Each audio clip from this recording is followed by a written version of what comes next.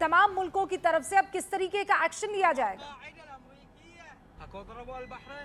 देखिए रूबिका, समझने वाली बात यह है कि जो ये वॉर है ये ईरान पर जो अटैक हुआ है उसके बाद ये ईरान का रिटेलिएशन है। और रिटेलिएशन जो है वो ना सिर्फ इजराइल तक सीमित है बल्कि वो अमेरिकन बेसिस, क्योंकि वो सीधे अमेरिका पे हमला नहीं कर सकता है, अमेरिकन बेसिस जो भी इस रीजन में है, चाहे वो किसी भी देश में हो, वो इन बेसिस को टारगेट कर रहा है, चाहे वो नेवल बेस हो या कतर के अंदर हो या यूएई में हो। तो जो जैसे कि अमेरिका की तरफ से कहा गया कि जो अमेरिका ने आज कार्रवाई की है, जो इजराइल ने कार्रवाई की है, उनके टारगेट पर ईरान के मिलिट्री बेसिस रहे हैं, मिलिट्री जो इंस्टॉलेशंस है वो उनके निशाने पर रहे हैं। तो ऐसे में जो अब ईरान कर रहा है वो रिटेलिएशन कर रहा है, क्योंकि वो लगातार कहता आया है कि अगर हम पे हमला होता है तो एक रीजनल वॉर में ये तब्दील हो सकता है, और उसी दिशा में फिलहाल ईरान का काम कर रहा है। लेकिन जैसे कि हमारे अभी एक गेस्ट भी बता रहे थे, क्योंकि ईरान के पास इतना बड़ा स्टॉक पाइल नहीं है मिसाइल्स का कि वो इस वॉर को बहुत लंबा खींच सके। हालांकि अमेरिका की तरफ से भी कहा जा रहा है, जो सूत्र ये बता रहे हैं कि करीब करीब 4 दिनों तक कम से कम ये वॉर चलेगा और स्ट्राइक्स जारी रहेंगे इजराइल और अमेरिका की तरफ से ईरान पर।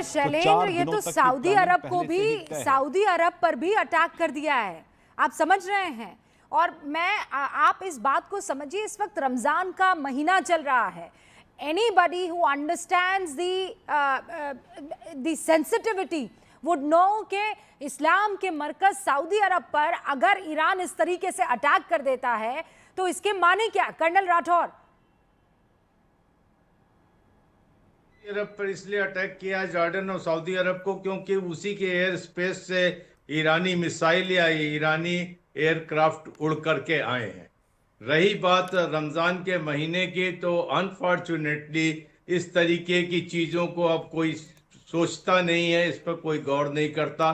ईरान में भी रोज़े रखते हैं लोग, पूरे मिडिल ईस्ट में भी रमज़ान का महीना है, लेकिन आज आमने सामने है, लड़ाइयाँ हो रही हैं।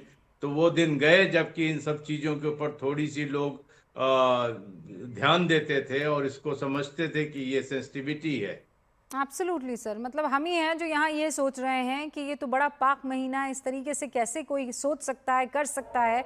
लेकिन when it comes to war, किसी ने नहीं सोचा, ना खामनेई ने सोचा, ना इजराइल के नेतन्याहू ने इस बात को सोचा।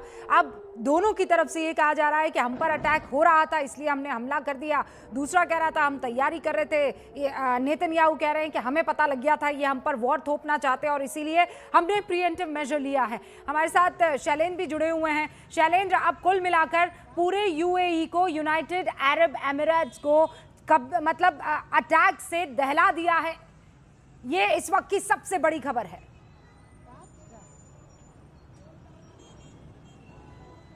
बिल्कुल बिल्कुल रूबिका, देखिए ये जो अभी फिलहाल रिटेलिएशन हो रहा है ये सिर्फ इजराइल पर नहीं बल्कि इजराइल के आसपास जो अमेरिकन सहयोगी हैं उन पर फिलहाल ईरान जो है इस तरह के अटैक्स कर रहा है। लेकिन जैसे मैं आपको बता रहा था कि ईरान के पास इतना बड़ा स्टॉक पाइल नहीं है कि वो यूएस और इजराइल का मुकाबला कर सके इस वॉर को बहुत देर तक लंबा खींच पाने में। और जिस तरह से सेंटिमेंट्स पिछले दिनों में ईरान में हमने देखे हैं सड़कों पर, जिस तरह से लोग लगातार प्रदर्शन कर रहे थे, शुरुआत हुई थी महंगाई के मुद्दे को लेकर, लेकिन बाद में वो खामने की मौत तक के नारे वहाँ पर लगाए गए। तो ऐसे में इसी का हवाला देते हुए अमेरिकी राष्ट्रपति डोनाल्ड ट्रंप ने भी ये साफ कर दिया है कि अब ये सही मौका है ईरान के लोगों के पास कि वो वहाँ पर तख्ता पलट कर दे। लेकिन क्या वो जो लोग आवाम जो ईरान की है, क्या वो आज के वक्त में वो खामने के साथ खड़ी है या किसी दूसरे कंट्री के साथ खड़ी है, ये देखने वाली बात होगी कि आखिर इसका नतीजा क्या निकलता है। लेकिन फिलहाल ये साफ है कि अमेरिका ने साफ कर दिया है, उन्होंने ये भी कहा है कि there will be bombs everywhere, इस तरह का स्टेटमेंट डोनाल्ड ट्रंप की तरफ से आया है। तो जाहिर तौर पर जो फिलहाल जो इनिशियल स्ट्राइक्स हैं ये इनिशियल ही रहेंगी,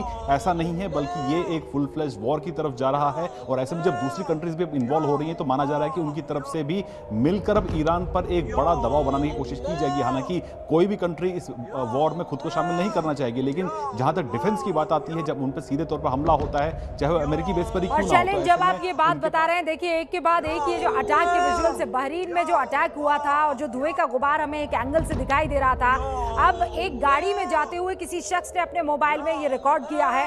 वो तस्वीरें न्यूज़ 18 इंडिया के हाथ लगी हैं। ये तस्वीर आप देखिए, जो गाड़ी चला रहा शख्स है वो इसे देखकर चौंक रहा है, घबरा रहा है। और जब ये रिकॉर्ड किया गया, यानी ये मिसाइल से अटैक जब किया गया था, ईरान ने उन तमाम जगहों पर अटैक किया है जहां पर यूएस मतलब यूएई में अटैक किया है, जहां पर यूएस मिलिट्री बेस किसी न किसी तरीके से वहां पर मौजूद है। ईरान ने न सिर्फ इजराइल पर अटैक किया है बल्कि ईरान ने अगल बगल के मुस्लिम मुल्कों पर भी अटैक कर दिया है, क्योंकि वहां पर यूएस एयर बेस या यूएस मिलिट्री बेस है। वो इलाके उसने अपने उन इलाकों पर ईरान ने अटैक किया है जहां पर अमेरिका ने अपने मिलिट्री बेस बनाए हुए थे। लेकिन यहां पर हमारे साथ एम्बेसडर गौरी शंकर बैठे हुए हैं जो ये कह रहे हैं कि इतना प्रिसाइज अटैक नहीं हो सकता है कि जहां पर मिलिट्री बेस बने हुए अमेरिका के वहीं पर मिसाइल दागी गई है। कुल मिलाकर